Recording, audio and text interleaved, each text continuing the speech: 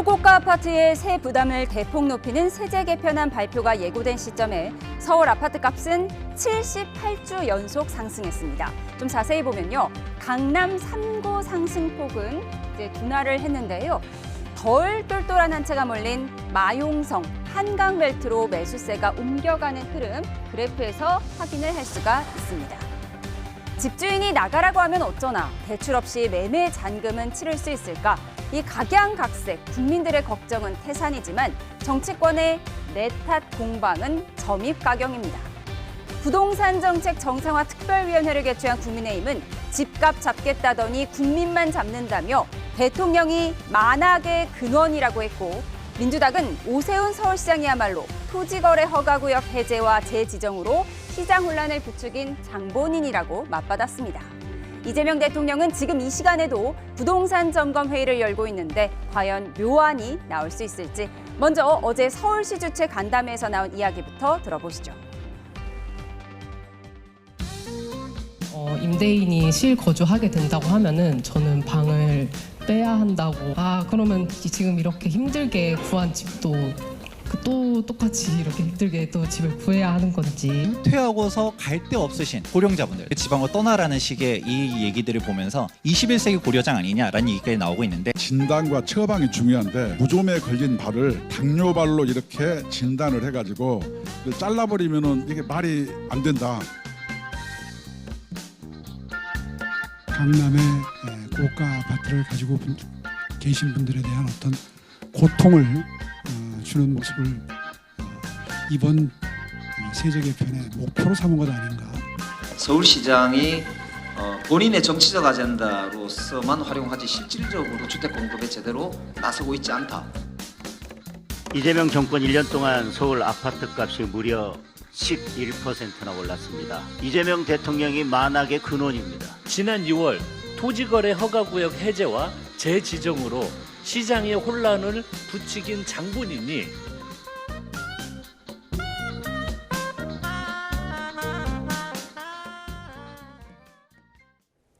네, 오늘의 정치온 김상일 정치평론가 김영준 배재대 석좌 교수 모시고 전국 현안 심도 있게 분석해 보겠습니다. 어서 오십시오. 안녕하십니까?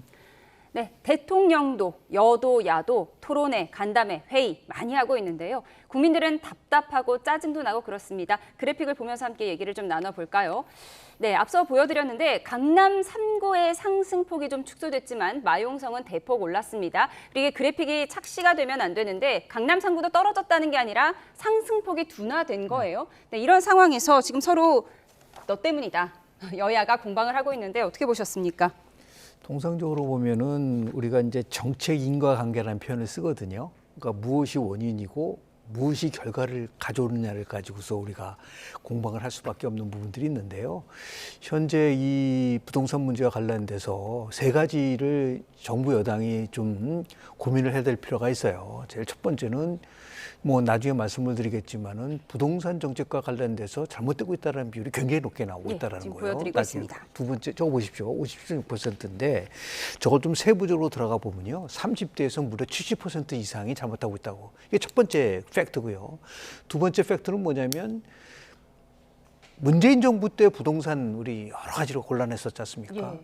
그때 나왔었던 정책하고 지금 현 정부가 제시하는 수요 억제하고 세금을 늘리고 세제를 어떤 차이가 있는 거죠? 어떤 차이가 있느냐? 그 차이에 대해서 분명하게 얘기를 해줘야 되는데 별로 큰 차이가 없다라는 부분들이 있고 그리고 세 번째는 대통령이 약속을 했어요. 어떤 약속을 했냐면 세금 올려서 집값 잡지 않겠다. 그러니까 집값 상승의 원인에 대한 제가 조금 얘기해 정책 인과관계를 정확하게 파악하고 있지 못하고 있는 것 같다. 이거는 뭐 우리 노벨 경제학상을 탄 허시먼 사이먼이 얘기한 거예요. 제한된 합리성. 인간은 정보를 완벽하게 갖고 있지 못하다. 그런데 가장 중요한 것은 자신의 판단이 항상 옳다는 걸 가지고서 가져간다면은 이거는 정치의 인과관계에서 문제가 생기면서 계속해서 반복적으로 지금 집값이 잡혔나요? 안 잡혔잖아요. 그럼 뭔가 변화를 줘야 되는데 이걸 자꾸만 야당 탓, 뭐 오세훈 시장 탓으로 돌린다고 한다면은 정부 여당이 좀 곤혹스러울 수밖에 없다라는 말씀을 좀 드립니다. 예, 어제 서울시 주최 간담회에서는 무좀 걸린 발을 당뇨인 줄 알고 발을 절단하면 안 된다. 뭐 21세기 고려장냐 이런 좀 험한 말들이 나오기도 했는데 사실 정부의 공급 계획 관련해서 뭐 용산, 과천, 태릉 이 얘기 사실 몇 년 전부터 나왔던 거잖아요. 네. 지금 이렇게 가시화되지 않고 있어요. 왜 그런 걸까요? 근데 사실은 공급의 인허가권, 용적률 등등 공급의 실질적인 권한은 다 서울시장이 갖고 있는 건 맞죠. 예. 그렇기 때문에 이것이 정부는 이제 금융정책 이런 걸로 그걸 뒷받침을 해줄 수 있느냐 없느냐, 그리고 세제나 이런 걸로 그 환경을 마련해 줄 수 있느냐 이런 것들의 차이가 있는 겁니다. 그러면 상호 보완적인 관계 있잖아요. 서울시와 정부가. 근데 서로 이렇게 탓하고 있고 네. 이견을 가지고 있으면 어느 한쪽도 아무것도 못하게 되겠죠. 그러면 국민들을 위해서라면 정부는 서울시가 가지고 있는 도대체 생각이 뭔지를 들어야 되고, 서울시는 정부가 가지고 있는 생각이 뭔지를 들어야 돼요. 무조건 자기 얘기만 하면 안 됩니다. 양쪽 다 서로가 추진하려는 걸 약간씩 장애를 제공하는 지금 상황이에요. 그러니까 오세훈 시장은 거기에 이주비의 대출률 뭐 이런 것들 때문에 장애를 겪고 있는 것이고, 그리고 이재명 정부에서 추진하는 것은 인허가와 용적률 뭐 등등을 서울시장이 또 제한하는 것 때문에 장애를 겪고 있는 것입니다. 예. 그러면 이렇게 하면은 마지막으로 피해를 보는 것은 국민들이겠죠. 예. 서울시장도 저는 이런 말씀을 드리고 싶어요. 그럼 정부가 알았어. 그러면 오세훈 서울시장한테 다 정권을 줄 테니까 해봐, 서울시에 대해서. 그러면은 본인이 이거 할 수 있나요? 토지거래 허가제 네. 얼마 전에 풀어주려고 그래 집값 올린 거 기억나시잖아요. 이게 쉬운 게 아닙니다. 이게 4박자가 다 맞아야 되는 거예요. 공급, 그리고 세제, 금융, 그다음에 재정까지. 이게 종합적인 플랜을 가지고 정책 패키지를 만들어야 되는데, 주요 주체가 실행 주체가 이런 식으로 서로 공격을 하고 있다면 저는 언젠가는 양쪽 다 피해를 보게 될 것이다. 지금은 정부가 보겠지만 정부가 조금 그래가지고 좀 약간 그러면은 뒤로 물러났을 때 그럼 서울시가 그걸 또 감당할 수 있겠느냐? 저는 또 그렇지 않다고 보거든요. 그래서 지금이라도 서울시와 정부가 만나서 각자가 가지고 있는 이견을 서로 보완하고 서로 돕는 쪽으로 나가야 된다 이런 생각이 듭니다. 이거 좋은 말씀하셨는데요. 의약분업이라고 김대중 대통령 때 아주 굉장히 갈등이 있었어요. 근데 그 의약분업을 어떻게 풀었냐면은 김대중 대통령이 이회창 총재의 회담을 승인했습니다. 그 두 분이 만나서 그 문제를 풀었어요. 지금 얘기하신 뭐 김용범 정책실장하고 오세훈 시장 만나가지고 저는 이해가 안 가는 게, 이 정부나 오세훈 시장이나 공통적으로 얘기하는 게 있습니다. 공급 확대입니다. 그러면 민간 중심으로 하느냐 아니면 공공 중심으로 하느냐, 재개발 재건축에 대한 활성화를 어떻게 할 거냐는 부분들에 대해서 대통령하고 오세훈 시장 왜 못 만나죠? 난 그게 제일 이상한 거예요. 아니 오세훈 시장은 국무회의에서 얘기하는 것까지 차단해버리고, 지금 실질적인 서울시장이 오세훈 시장은 배제한 상태에서 비공개 회의하고 7시간 마라톤 회의한다고 해서 이 문제가 해결됩니까? 안 됩니다. 그러니까 중요한 건 아까 조금 전에 말씀드리고 정책 인과관계에 대한 것들은 다 나와 있어요. 근데 중요한 거는 정책의 가장 위험한 실패는 틀린 것이 아니에요. 틀렸다고 증거가 나타났는데 자신의 확신 때문에 이거를 고치지 않는 거라는 거죠. 그렇기 때문에 지금 뭐 국민들이 가장 관심 있는 분은 뭐 부동산 지역이 어떻고 집값에 대한 문제, 주거 안정에 대한 문제, 얼마나 이 심각한 문제입니까? 네. 만나세요. 네. 만나서 허심탄회하게 2시간이고 3시간이고 좋고 어떻게 공급을 확대할 것이냐. 분명한 거는 수요 억제하고 세금 늘리고 이렇게 해서는 집값이 안 잡힌다는 것이 지금 딱 예. 드러났잖아요. 그러면 다른 방법을 추구해야 되죠. 예, 교수님 말씀하신 것처럼 이재명 대통령 어제 틀린 것이 있으면 고치면 된다 이런 말씀하셨는데요. 과연 이재명 대통령과 오세훈 시장이 만날 수 있을지 지켜보도록 하겠습니다. 이 대통령이 공개석상에서 보안사건 폐지 법안을 제대로 읽어보지 않았다고 언급한 이후에 여진도 계속되고 있는데요. 야당은 이 대통령이 직접 의결해놓고 모르는 척 피해자 흉내를 낸다고 비판했습니다. 들어보시죠. 저는 이재명 대통령의 지금 정신세계가 궁금합니다. 대통령이 법조문을 읽어보지도 않았다면 결국 정권이 빛의 속도로 무너질 것입니다. 장동혁 대표 정신세계는 언제나 하십니까? 형사적인 식견 전문은 뭐 저 이상으로 탁월하시고 후속적인 조치라든가 이 전반을 갖다가 읽어보지 않았다라는 뜻으로 저는 해석이 되고. 좋은 의도로 시작한 정책이라도 국민들의 삶에 피해를 준다면 안 하느니만 못하겠죠. 문제가 있으면 어떤 사항도 상력 없이 적극적으로 고치는 유연하고 능동적인 행정이 필요합니다. 본인은 전혀 관계없는 것처럼 남 얘기하듯이 이야기하는 탁월한 능력이 있습니다. 나쁜 정책을 밀어붙여 놓고 나는 안 읽어봤다. 나는 잘 모르는 일이다. 네, 이재명 대통령이 국민 삶에 피해 주는 정책은 안 하느니만 못하다. 그래서 고치면 된다 이런 말씀을 하셨는데 이걸 두고 또 해석이 분분합니다. 형사소송법 읽어보지 않았다 이거에 대한 발언인지 아니면 이 부동산 정책에 대한 발언인지 어떻게 해석하십니까? 뭐 일반론적으로 다 적용이 되는 거겠죠. 그냥 원론적인. 그러니까, 예, 아니 그것도 그렇지만 이제 수용성 측면을 얘기한 거라고 생각해요. 나는 모든 것들을 대화하고 수용할 자세가 돼 있다 이런 부분을 강조한 것 같고요.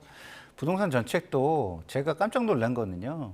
오세훈 시장 정책이요. 우리 당 정책보다 굉장히 급진적이더라고요. 주택청을 만들고 싱가포르 모델로 가겠다는 거예요. 그러면 진보 진영에서는 말을 꺼내면 오히려 좌파 소리를 들으면서 못할 정책을 하겠다는 거기 때문에 얘기 불러가지고 듣고 그거 하라고 저는 충분히 해줄 수 있다고 보거든요. 우리보다 오히려 굉장히 급진적입니다. 싱가포르 모델이라는 게 어떤 걸 말씀하시는 걸까요? 그러니까 국가가 이렇게 가지고 이걸 임대를 줬다가 파는 걸 국가가 다시 사들이고 뭐 이런 방식이거든요. 관리를 하는 거예요. 그리고 물가 상승분이라든가 그런 일부 요인들을 인정해줘가지고 되살 때 그거를 인정해가지고 그 상승 이익을 주고 이렇게 하는 방식인데 그런 얘기를 저는 방송에서 만난 오세훈 시장 측 분의 얘기를 듣고서 그거는 우리도 못하는 건데 정말 그 얘기라면 빨리 만나야 되겠다 이런 얘기 했기 때문에 청와대에서 제가 혹시 이 방송을 보신다면 참모들끼리라도 만나서 그런 아이디어가 있는지 확인했으면 좋겠고요. 이건 수용성의 문제고요. 그리고 저는 장동혁 대표가 저런 얘기를 하는 게 오히려 좀 참 그 어안이 좀 벙벙하다는 생각을 했어요. 대통령은 적어도 국회에 수기를 해달라고 나름의 어려움, 자기 어려움을 표현을 했잖아요. 본인의 지지층도 굉장히 어렵고 그러기 때문에 국회에서 수기를 좀 해주세요. 그 얘기가 무슨 얘기인가요? 명분을 주세요, 동력을 만들어 주세요잖아요. 근데 단 한 번이라도 야당이 그런데 적극적으로 해본 적이 있나요? 예? 보이는 건 제가 볼 때는 뭐 한동훈 대표 정도가 그냥 막 하는 게 언론에 많이 나오는 정도지 책임 있는 정당, 정책을 어느 정도 그 조율할 수 있고 협의할 수 있는 정당이 그런 거는 제가 보지를 못했거든요. 근데 거기다 그런 상황에서 본인이 저런 식으로 얘기한다면 정작 본인이 지지 않는 책임을 회피하기 위해서 다른 사람의 책임을 이야기하는 것뿐이 안 되는 것이고요. 정말 대통령을 저렇게 비난하려면 본인이 책임을 지고 지난 지방선거라든가 지금 국민의힘의 그 방향성과 반대되는 그 지금 걸로 유권자들의 희망을 꺾는 그런 거에 책임을 지고 사퇴한 다음에 저런 얘기를 한다면 아마 울림이 있을 겁니다. 그런데 자기 거 다 지키기 위해서 이런 이슈를 활용하는 모습으로 저렇게 등장한다면 제가 볼 때는 국민들 입장에서는 진짜 뭐랄까요? 헛웃음만 나오는 상황일 거다라는 생각이 듭니다. 예, 형사소송법 읽어보지 않았다. 그랬더니 장동혁 대표가 어제는 이재명 대통령 정신세계가 궁금하다라고 했더니 민주당에서는 장동혁 대표의 정신세계가 이상하다 이렇게 맞받는 좀 유치한 논쟁을 하고 있습니다. 법안 내용을 정말 모른 채 의결했다면 직무유기고 안 읽은 척했다면 책임을 피하기 위한 사전작업이다. 지금 국민의힘에서는 이렇게 얘기를 하고 있더라고요. 한국 정치 과정에 있어서의 우리가 질적인 수준을 얘기한다고 하면은 전혀 낮은 거는 없죠. 민주주의 국가에서 국민이 궁극적으로 평가하는 거는요, 의도하고 과정과 결과의 일치입니다. 그러니까 대통령의 의도가 아무리 좋다 하더라도 그 결과가 나쁘다고 한다면 그거 고쳐야 된다는 원칙론 쪽에서 얘기를 한 거였는데 문제는 뭐냐면 그게 중요한 게 아니에요. 실제로 그렇게 얘기를 하고 나서 추후에 정책이 그 원칙과 어떻게 부합하는지가 더 중요한 거죠. 지금 생각을 해보세요. 그리고 우리가 얘기하는 보안수사권 폐지와 관련돼서 국민 여론조사를 했더니 압도적으로 이걸 유지돼야 된다고 얘기를 하지 않습니까? 국민들이 그렇게 얘기를 하고 있는 거예요. 또 피해가 예상된다고 얘기한다고 한다면 그 부분에 대해서 더 심층적으로 연구도 하고 지금 대통령 말대로 의도가 아무리 선하더라도 좋은 결과가 나오지 않는다고 한다면 이거를 저렇게 빠르게 할 필요가 있나요? 얼마든지 충분하게 얘기를 듣고 하는데 제가 볼 때는 입법 과정 속에서 굉장히 빠르게 진짜 빛의 속도로 정도로 가져가고 나중에 이제 피해가 나오고 바꾸겠다. 제가 볼 때는 그거는 정확한 그 정책적인 완숙한 그런 부분은 아니라고 봐요. 자꾸만 핵심은 놔두고 발언을 가지고 서로 공방을 하는 이러한 것들은 이제 국민들이 이 더위 속에서 이 폭염 속에서 더 짜증나는 부분이 아닌가라는 생각을 좀 하게 되는 거고요.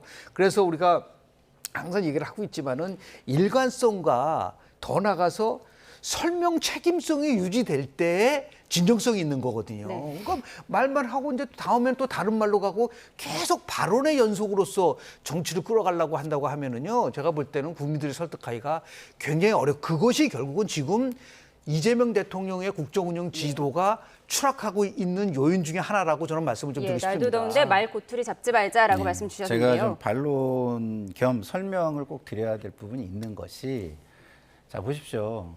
지금 민주당의 강성 지지층을 바라보고 목소리를 내는 정치 지도자들이 있습니다.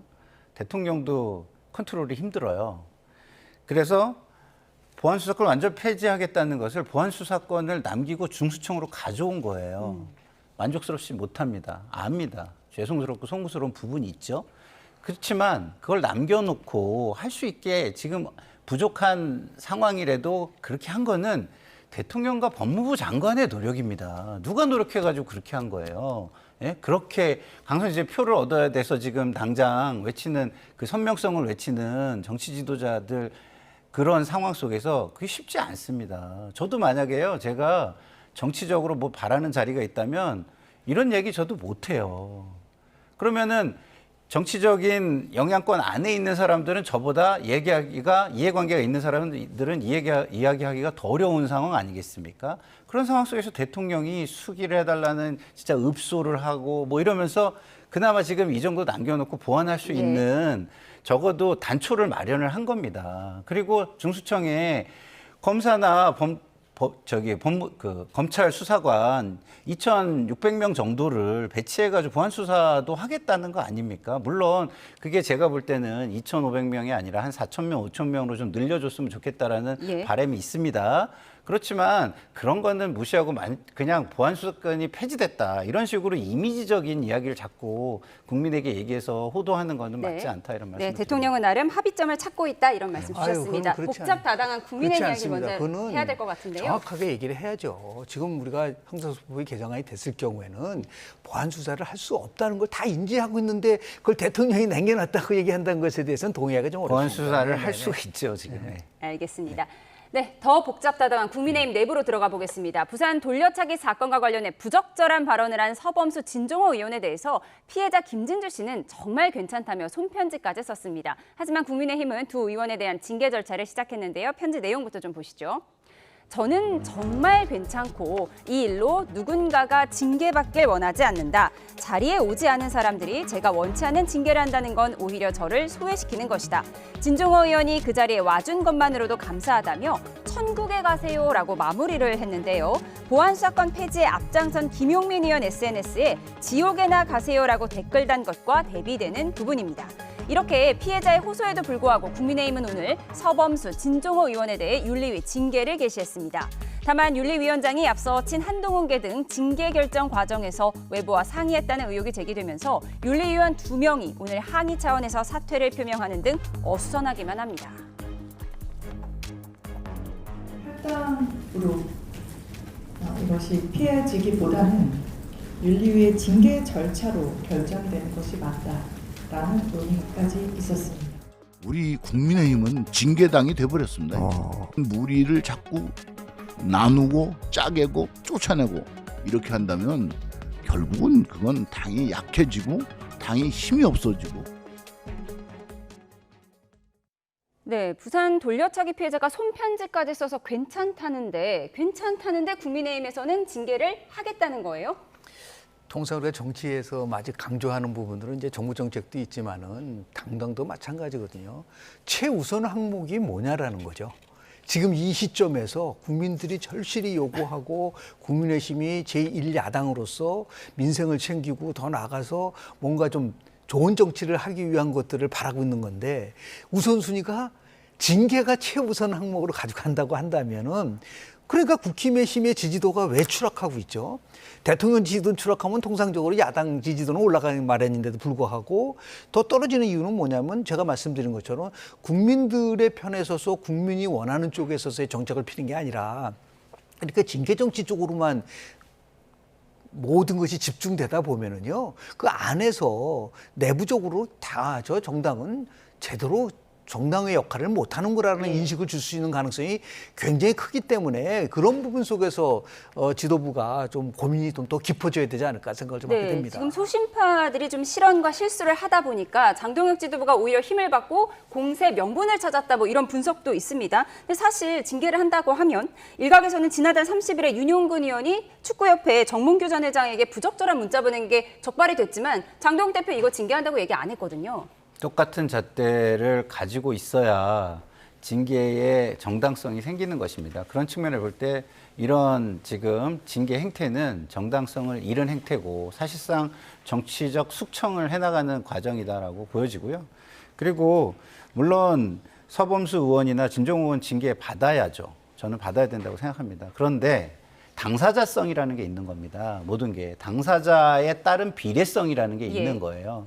그러면 돌려차기라는 표현의 가장 큰 트라우마를 가지고 있는 분은 저 김진주 씨잖아요. 그럼 당사자성이 있는 분이 괜찮다고 하면 양형이나 비례성에 감안을 해줘야 되는 거예요. 징계를 하더라도. 그 편지 그래픽을 한번 더 보여주시면 좋을 것 같습니다. 그렇기 때문에 그런 것들이 감안된 징계를 그러면은 하겠다라고 이야기를 하고 하든가 해야 되지 지금 무조건 사실은 국민의힘의 윤리위원회가 이 당사자성이 얼마나 있습니까? 예? 장동혁 대표가 당사자성이 얼마나 있어요? 피해자, 피해단체, 그리고 그 감수성이 예민한 피해를 입을 가능성이 있는 국민 이런 분들이잖아요. 그래서 그 제1 당사자는 괜찮다고 하더라도 그 어쨌든 그걸로 인해서 조금 이해가 안 되는 분들을 정서를 감안할 때 일정 정도의 징계는 해야 되겠지만 비례성이 있는 징계를 하는 것이 맞는 것이고요. 그런 비례성을 따진다면 좀 전에 얘기한 아까 그분 누구죠?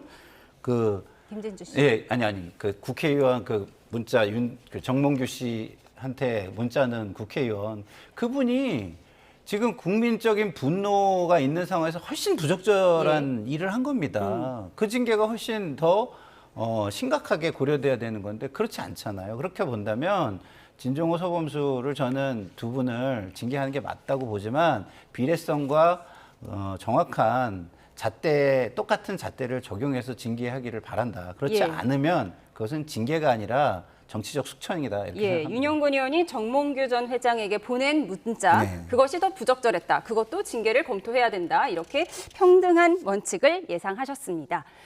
축구협회 얘기가 나와서요. 바람 잘 날 없는 대한축구협회가 과거 국가대표 경기를 앞두고 외국인 심판진에게 여러 차례 성접대를 한 사실이 확인돼서 충격입니다. 그래픽을 한번 보실까요? 문제가 된 경기가 총 7차례인데요. 보시는 것처럼 모두 이기거나 무승부였습니다. 진 경기는 없었는데요. 해당 경기 심판들을 위한 접대 비용으로 한 번에 수십만 원, 많게는 100만 원이 넘는 금액을 법인카드로 결제한 것으로 전해졌습니다. 경기 중에 결제가 이뤄진 적도 있었는데요. 2012년 3월 14일 오후 8시 34분으로 찍혀 있습니다. 서울 강남구 역삼동의 중국 마사지 가게에서 19만 8천 원이 법인카드로 결제됐는데 문체부는 감독관 한 명에게 성접대를 했다고 지적했습니다. 감독관은 심판들이 부적절한 향응을 받는지 감독하는 자리입니다. 축구협회 전직 간부는 외국인 심판들이 먼저 요구했고 관행처럼 이루어졌다는 취지로 주장을 했고요. 심판들에 대한 성접대가 이뤄진 시점은 조중현 전 회장 시절이고 문체부가 감사하고 적발한 건 정몽규 전 회장이 부임한 이후라는 게 협회 관계자 설명입니다. 하지만 이 그래프를 한번 보실까요? 노래방에서 저녁 시간을 보내는 건 분명히 한국인들의 약점이다. 한국 생활 팁은 술을 마시지 않는다고 즉시 말하는 것이라는 2024년 클린스만 전 감독의 발언이 회자되고 있습니다. 네, 좀 오래된 일이긴 합니다. 2011년에서 12년 일이긴 한데 외국인 심판진에게 수차례 성접대를 했다는 거예요. 이게 어떤 상황으로 보이십니까? 한마디로 협회가 갖고 있는 정말 우리가 입에 담기 어려울 정도로 완전히 망가진 거죠. 그리고 그런 이제 습성화돼 있다는 부분들하고 그게 뭐 보니까 이제 이번에 아무리 14년, 15년 전의 일이라 하더라도 국민들이 도저히 납득할 수도 없고 이게 얼마나 국제적인 망신이겠습니까? 우리나라 문제가 아니라 한국은 저렇구나라고 하는 부분 속에서 이거를 뭐 우리가 진짜 축구협회에 참여하고 반성하고 책임질 수 있는 사람은 책임을 져야지만이 뭐 이거는 신상필벌의 원칙이 분명하게 저는 다시 한번 강조할 필요가 있지 않을까라는 생각을 좀 하게 됩니다. 물론 뭐 심판에게 성접대를 해서 뭐 경기 결과에 영향을 미쳤다 이런 증거는 없습니다만 이건 우리 한국 축구의 어떤 명예를 실추시키는 일이잖아요. 증거가 없어도 그래서 그랬구나라고 얘기를 하면 그 공정성을 확실하게 우리가 전혀 아니다라고 얘기를 하기는 또 어려운 거 아니겠습니까? 그래서 선수들의 노력을 훼손시켰고 국가의 위상을 훼손시켰고 뭐 여러 가지 제가 볼 때는 굉장히 국가적으로 큰 피해를 줬다라고 생각을 합니다. 그리고 모든 일은요, 햇빛 아래 나오면 그것이 역사에 교훈이 되도록 만드는 것이 중요합니다. 이게 이렇게 나왔는데 아무 일 없었던 다시 지나가면은 역사는요, 나쁜 사례는 그걸 핑계 삼아서 반복되게 돼 있습니다. 그래서 이렇게 어마어마하게 국가의 수준, 그 다음에 명예, 국민들에게 어떤 그 망신살이 뻗치게 한 이런 거는 정말 어떻게든 책임을 물을 수 있는 방법이 있다면 최대한 끝까지 책임을 묻는 것이 좋겠다 이런 말씀이 드리고 싶습니다. 예, 끝으로 이 주제 좀 살펴볼 텐데요. 윤석열 전 대통령이 올림픽공원 집회에 나간 청년들에게 손편지를 썼다고 합니다. 화면을 좀 함께 보실까요? 네, 변호인이 전한 내용인데 청년들 기득권 세력에 전혀 위축될 필요 없다. 자신감 갖고 기운 내라. 오히려 시련은 하나님이 여러분을 더 크게 쓰기 위한 것이다. 성결 구절도 인용했다고 합니다. 지금 이 시점에요. 왜 이런 손편지를 보냈을까요? 좀 이해가 안 가는 부분들이 있는데요. 청년들이 20, 30대 청년들이 가장 강조하는 가치가 뭐죠? 시대 정신은 공정인 거예요. 이게 공정의 가치가 훼손될 경우에는 20, 30대 젊은 세대들이 그 부분에 대해서 분명하게 문제 제기도 하고 심판도 하고 응징을 하고 있거든요. 윤석열 전 대통령에 대해서 20, 30대가 갖고 있는 가장 큰 거는 공정의 가치를 훼손시켰다는 거거든요. 그런 청년을 향해서 뭐 대견하다, 뭐 고난의 길을 그러니까 이게 전혀 울림도 없을 뿐만 아니라 지금 이 시점에서 저렇게 손편지를 할 정도로 이렇게 그를 생각했었다는 것 자체에 대해서 아마 공감하는 분들 그렇게 많지는 저는 않을 거라고 봅니다. 예, 윤석열 전 대통령 저렇게 청년 시위대에게 격려 손편지를 보냈다고 하는데 사실 지금 핸드볼 경기장 2달째 봉쇄가 되면서 그 대관료가 뭐 4억 원에 달할 것으로 추정되는 상황입니다. 지금 보시면요. 하루에 한 516만 원, 4억 원에 달할 것으로 예상되고 중간 정산으로 2억 원을 선관위에 청구했다고 하더라고요. 이거 선관위에서 물어줘야 되는 건가요? 글쎄요, 뭐 그 부분은 뭐 법 제도를 좀 따져봐야 되겠지만 그 피해를 입힌 당사자가 누구냐에 따라서 그게 달라지는 건데 선관위가 입혔다고 볼 수도 있겠지만 직접적으로 또 입힌 게 아니기 때문에 그것이 인정될지는 잘 모르겠습니다. 거기를 맡고 있는 시위하는 분들이 직접 책임이 있는 것인지 그렇다면 국가가 이런 부분을 잘못했으니까 그냥 흡수하고 빨리 국민에게 이런 걸 치유하는 쪽에 노력을 하는 게 맞는 건지 이건 따져봐야 될 건데요. 예. 저는 좀 전에 옥중편 메시지 관련해서 말씀을 꼭 드려야 되는 것이 윤석열 씨는요. 전혀 본인이 잘못한 게 없다라고 생각하는 거예요. 저렇게 하는 거는. 그렇기 때문에 윤석열 씨가 조금이라도 어떤 영향력이든 어떤 위치든 회복이 되면 계엄을 다시 할 정도의 생각을 아직도 가지고 있다고 저는 생각을 합니다. 그렇기 때문에 이렇게 반성하지 않는다면 이거를 단죄하는 걸 역사의 교훈으로 남길 수 있게 다시는 저런 생각을 못할 정도의 단죄를 해야 된다 이런 생각이 듭니다. 네, 여기서 줄이겠습니다. 지금까지 김상일 정치평론가 김영준 배재대 석좌 교수와 함께했습니다. 고맙습니다. 네.